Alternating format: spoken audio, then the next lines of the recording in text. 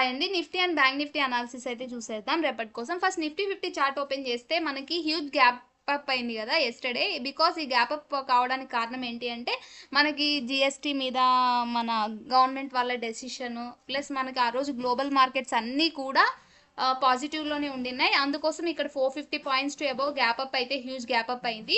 And ఇక్కడ నుంచి కూడా మనకి బుల్లిష్గా మారలేదు స్టిల్. ఎందుకంటే 25,000 లెవెల్ ఏదైతే ఉందో ఆ లెవెల్ క్రాస్ అయితే తప్ప ఇది బుల్లిష్గా మారిందని చెప్పడానికి ఛాన్స్ లేదు. మనం ఇక్కడ చూసినట్టయితే 25,000 లెవెల్ ఏదైతే ఉందో అక్కడి నుంచి కూడా మనకి 18th రిజెక్షన్ వచ్చింది. అండ్ ఈ రోజు కూడా మనకి రిజెక్షన్ వచ్చి అక్కడే హాల్ట్ అయి ఉంది. కాబట్టి 25,000 లెవెల్ ఎప్పుడైతే క్రాస్ అవుతుందో అక్కడి నుంచి కూడా మనకి అబౌవ్ కనిపిస్తున్న 25,131 లెవెల్ అనేది క్రూషియల్. అండ్ డౌన్వర్డ్ చూస్తే 24,950 లెవెల్ అండ్ 24,910 లెవెల్ అనేది క్రూషియల్.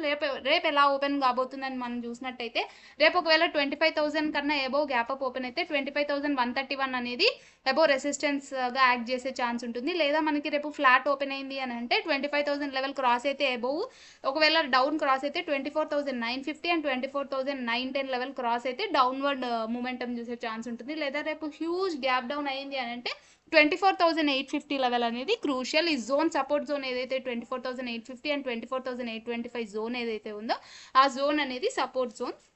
సో ఈ రోజు మనకి 0.42% ర్యాలీ చేసినా కానీ మనకి 25,000 లెవెల్ ఎప్పుడైతే క్రాస్ అవుతుందో అప్పుడు కొద్దిగా మనకి బులిష్గా టర్న్ అయింది నిఫ్టీ అనడానికి మనకు ఛాన్స్ ఉంటుంది. మ్యూచువల్ ఫండ్లో మనకి మన ఫాల్ అయిన 15 డేస్ నుంచి ఫాల్ అయినప్పుడు ఎవరైతే పర్చేస్ చేస్తుంటారో మ్యూచువల్ ఫండ్స్ ఒక్క రోజుకే మనకి 2 to 3% ఇంక్రీజ్ అయితే అయినాయి.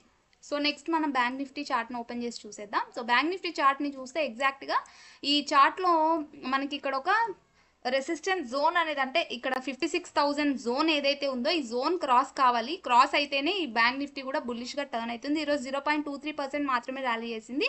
సో రేపటి కోసం మనం అబ్జర్వేషన్ చేస్తే 56,000 కన్నా అబౌవ్ గ్యాప్ అప్ అయింది అని అంటే 56,162 లెవెల్ అండ్ 56,291 లెవెల్ అనేది అబౌవ్ క్రూషియల్. ఫ్లాట్ ఓపెన్ అయింది అని అంటే ఇదే రేంజ్లోనే ఈ జోన్లోనే కన్సాలిడేషన్ అయ్యి either upward 56,000 or downward 55,800 level అనేది మనకు బ్రేక్ అవ్వాలి.